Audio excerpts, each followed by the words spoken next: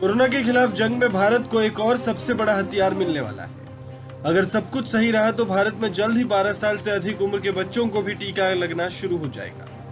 Company Zydus Cadila ने DCGI से 12 साल और उससे अधिक उम्र के लोगों के लिए अपनी वैक्सीन के इमरजेंसी इस्तेमाल की मंजूरी मांगी है और यह बिना सुई की मदद से फार्मा जेट तकनीक से लगाया जाएगा। जाइडस की इस वैक्सीन की 3 डोजेस लगाई जाएंगी। नेशनल डॉक्टर्स डे के अवसर पर देश के मेडिकल कम्युनिटी को प्रधानमंत्री नरेंद्र मोदी ने संबोधित किया और कहा कि डॉक्टरों ने पिछले 1.5 सालों में दिन रात मेहनत करके एक मिसाल कायम की।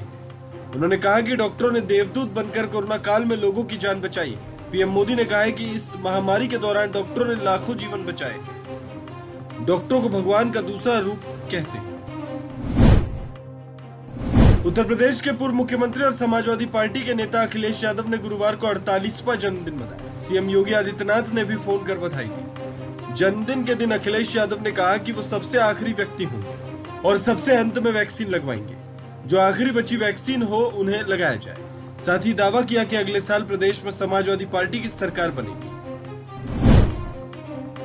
बीएसपी अध्यक्ष मायावती ने देश में बेरोजगारी के लिए बीजेपी के साथ ही लंबे अरसे तक शासन करने वाली कांग्रेस को भी बराबर का जिम्मेदार करार दिया।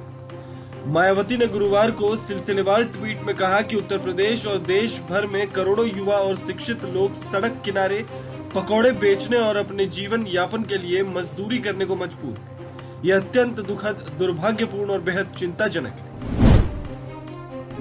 पंजाब कांग्रेस में जारी कलह अब खत्म हो जाएगी। पार्टी आलाकमान की तरफ से जल्द पंजाब को लेकर बड़ा फैसला किया जाएगा और नवजोत सिंह सिद्धू को बड़ी जिम्मेदारी दी जा सकती है। इधर मुख्यमंत्री कैप्टन अमरिंदर सिंह ने गुरुवार को पार्टी विधायक के साथ चंडीगढ़ में लंच पर बैठक बुलाई। यह बैठक करीब 4 घंटे चली।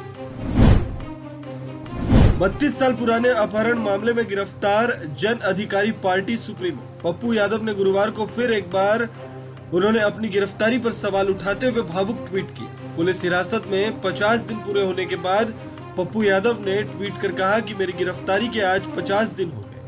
क्या ये न्याय है या अन्याय? क्या ये इंसानियत है या हैवानियत? आखिर मुझे कैद करने से किसका मकसद सिद्ध हो रहा है? किसे बचाने को ये षड्यंत्र रचा गया?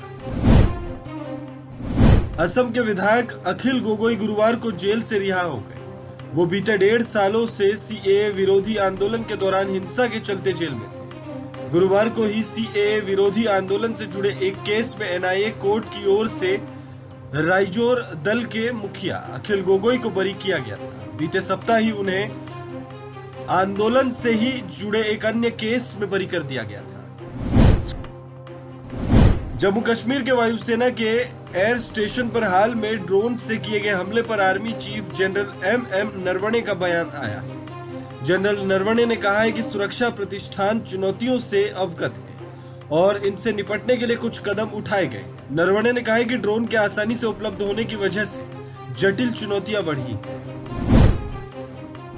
मनसूख हत्या और एंटीलिया मामले में हाल ही में गिरफ्तार हुए आरोपियों से जुड़े कई खुलासे NIA कर रही है।